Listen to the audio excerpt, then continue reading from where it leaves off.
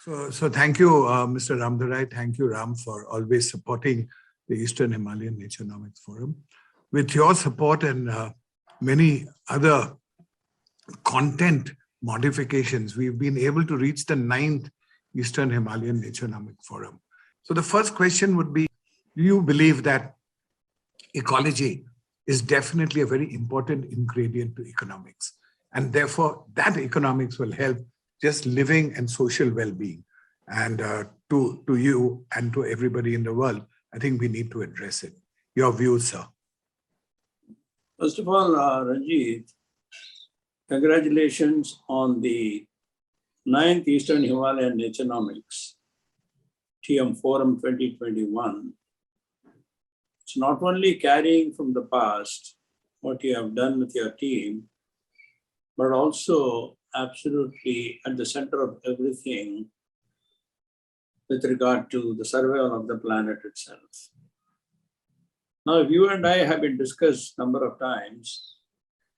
The economy and ecology are convergent, and they need to be treated like one entity, and it cannot be one at the cost of the other. Now, we also said that the existing pattern of consumption, production, and growth patterns are completely unsustainable. And this whole industrial revolution and the kind of degradation, including the quality of life, has been proven beyond doubt. You look at the pandemic and the history of pandemics itself and what COVID-19 is doing to the whole world, it's scary. At the same time, it has also told us all to rethink how we live, how we eat, how we breathe, how we sustain, and how you value the natural assets. I think the idea that a green valuation and a reward model, it certainly takes into account the ecological parameters, can bring in a new age of development, and that's what we need to articulate to the younger population, who otherwise will think that we have completely messed up their future and messed up their lives. And this was again seen by the kind of participation by the youth at the COP26 itself in Glasgow. Now, the naturenomics ties all of these elements together based on what you also articulated just now. But importantly, it has to create a disruptive framework. I think a holistic rural community development at the heart of what we talk about is very key. And the optimization of the natural capital and assets must be a way we look forward to in the future. It is absolutely to be looked at in a scientific, practical, localized, and actionable and scalable framework. We talked of this framework almost 10 years ago when we decided to look at TCS along with you, look at within TCS itself. I think ecological approach to climate change action has both environmental benefits as well as the socio-economic benefits completely. I think it is also imperative that we need this for achieving a net zero in the future. I think carbon removal techniques like afforestation and reforestation, restoration of the coastal and marine habitat, soil carbon sequestration, building with biomass, and so on form an indispensable part of the overall net zero solution framework. And that's what Naturenomics talks about, but then you're trying to integrate it as part of the 9th Naturenomic Conference itself. I think this will at least lead us to sustainable solutions, more importantly. I think the partnership between the public, private, and the civil society needs to come together, and the commitments and actions must be put together completely in an aligned way. I think we want to see a very large-scale impact at speed, as I believe. Various actors agree to collaborate and take advantage of their complementary capabilities. It's an intersection of the complementary capabilities of each, which brings to fruition the benefits which we see in a sustainable manner. So, in my opinion, Naturenomics provides us with only feasible development paths to active carbon neutrality or a carbon possibility in the near future. And technology and breakthrough technology plays a very critical role in all of this. And we cannot not use technology for the scale and when it comes to nature and natural systems. I think relevance and value chain of ecology is the other book that we want to do, and we will come to you for even more thoughts, ideas, so that we leave a better thinking process, if not a doing process for the world. Thank you, Ram, again for your advice and guidance. Distinguished guests, participants, organizers, thank you for inviting me to speak in this conference on the interdependence of ecology and economy. In the Anthropocene age, humanity has made a huge difference to the ecosystem we live in. Before the Industrial Revolution, around 1800, we had 1 billion people living in the planet. Since then, a lot has happened. Till that period, we probably lived off the land in many ways. We depended on energy sources, the natural energy sources, from the sea, from the wind, from the sun, and of course, we lived off the land. But the Industrial Revolution helped us harness energy that was behind us, or rather below us, in fossil fuels. And that led to an explosion of development, that led to an explosion of the population. The population grew from 1 billion people in the year 1800 to about 7 billion now, and is expected to grow to about 11 billion by the end of this century.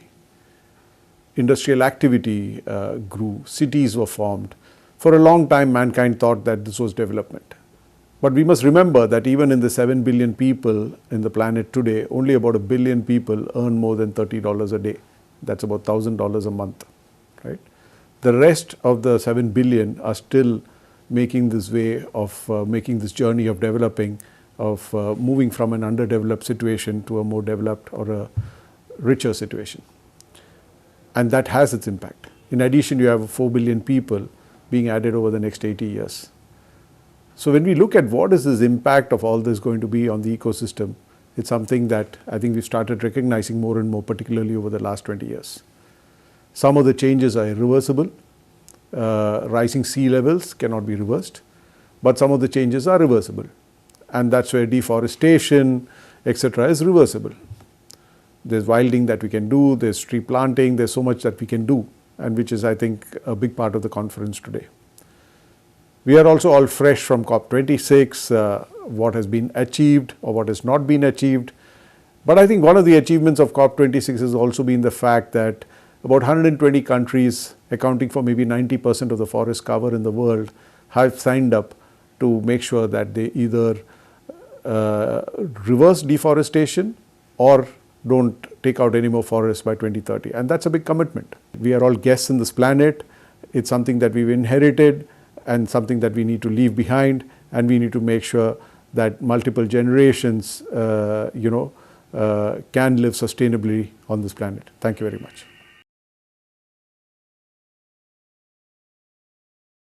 Hi everyone. Thank you Balipara Foundation for driving conversations on the very important subject of the interdependence between ecology and economy, especially in the Eastern Himalayas. It is indeed an honor to be part of a forum that strives to protect the heritage of these great mountains.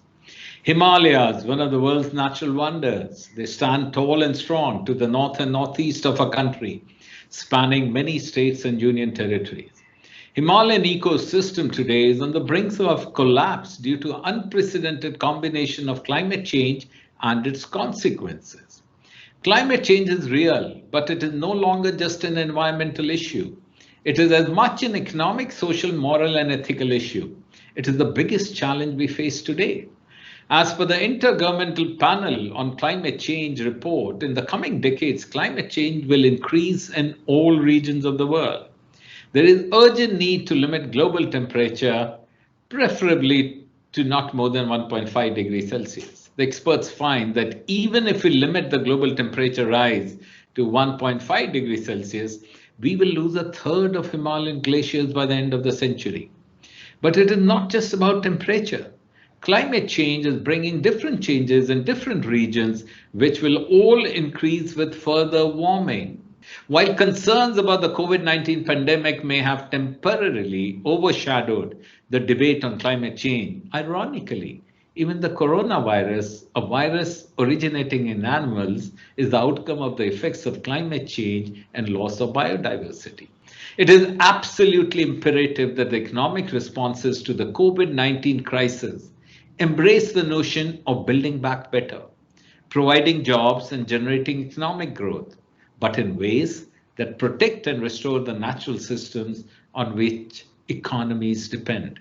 Humans might be the reason for environmental degradation, but ironically, human centric measures can also be the solution. This is a critical time in history for all of us to come together and address the climate crisis. Many of the most dire effects of climate change can still be avoided if aggressive action is taken now. I would now like to end with the words of Dalai Lama. It is a collective and individual responsibility to preserve and tend to the world in which we all live. Thank you, and God bless you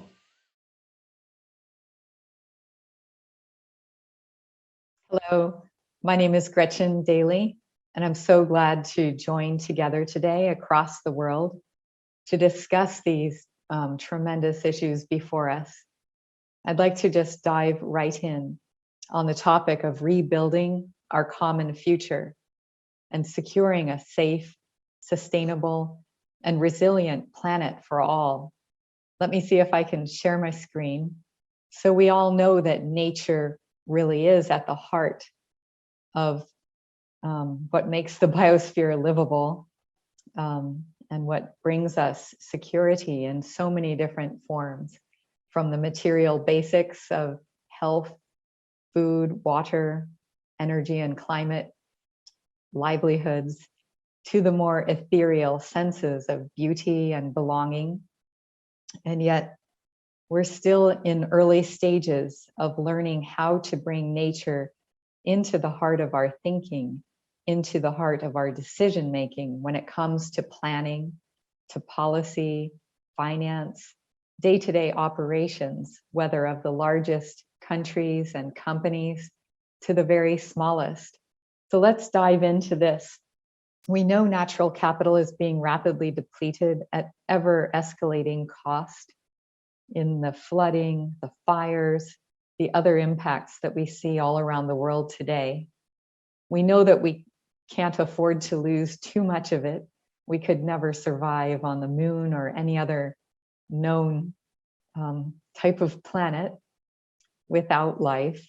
And we know that scarcity confers value in the systems that we have for making decisions today, all of whom recently committed in a joint statement to setting out institutional strategic approaches to further mainstream nature into policies, analysis, assessments, advice, investments, and operations in just a few years. So with this, all of these banks together investing over $200 billion per year, there's a tremendous moment before us for leadership to capitalize on this momentum for mainstreaming, to innovate further in the science, the shared language, mindset, and approaches, and to integrate nature across all kinds of benefits and all kinds of day-to-day business operations that will let us scale and accelerate regeneration. Thank you so much.